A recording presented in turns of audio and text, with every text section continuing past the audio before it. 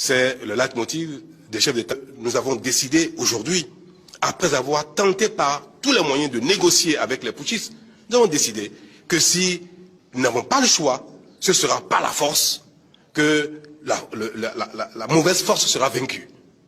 Nous avons décidé que malgré que nous avons pris cette décision d'aller par tous les moyens, y compris la force, de laisser une porte ouverte.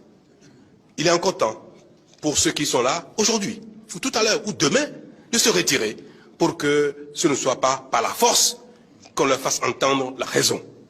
C'est le leitmotiv des chefs d'État qui sont réunis aujourd'hui, c'est notre objectif et nous pensons que le peuple nigérien sera le seul gagnant dans cette affaire. Nous pensons que les peuples africains sont le seul gagnant et que ceux qui veulent utiliser la force n'auront pas raison et ne vont pas faire proliférer ce moyen d'exercice de pouvoir dans nos communautés.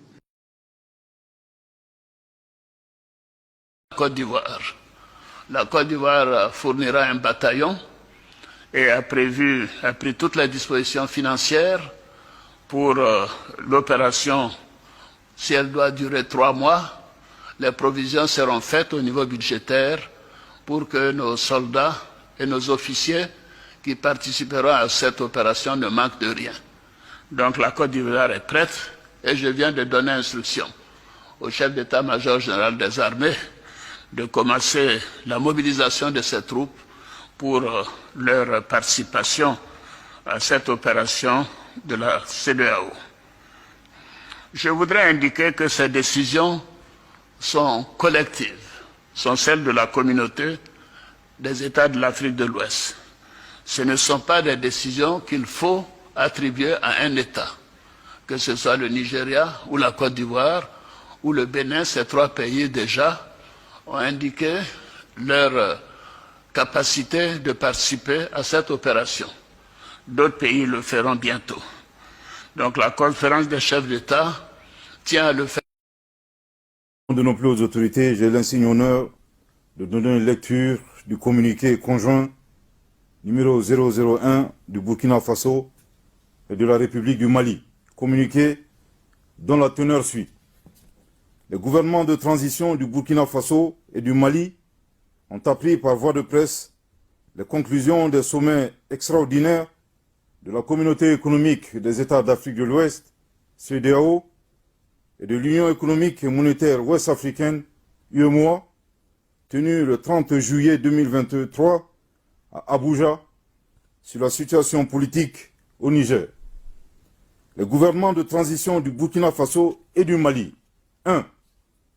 Expriment leur solidarité fraternelle et celle des peuples burkinabés et maliens au peuple frère du Niger, qui a décidé en toute responsabilité de prendre son destin en main et d'assumer devant l'histoire la plénitude de sa souveraineté. 2. Dénonce la persistance de ces organisations régionales à prendre des sanctions aggravant la souffrance des populations et mettant en péril l'esprit de panafricanisme. 3. Refuse d'appliquer ces sanctions illégales, illégitimes et inhumaines contre le peuple et les autorités nigériennes. 4. Avertissent que toute intervention militaire contre le Niger s'assimilerait à une déclaration de guerre contre le Burkina Faso et le Mali. Je répète. 4. Avertissent que toute intervention militaire contre le Niger s'assimilerait à une déclaration de guerre contre le Burkina Faso et le Mali. Je répète pour une dernière fois. 4. Avertissent que toute intervention militaire contre le Niger s'assimilerait à une déclaration de guerre contre le Burkina Faso et le Mali.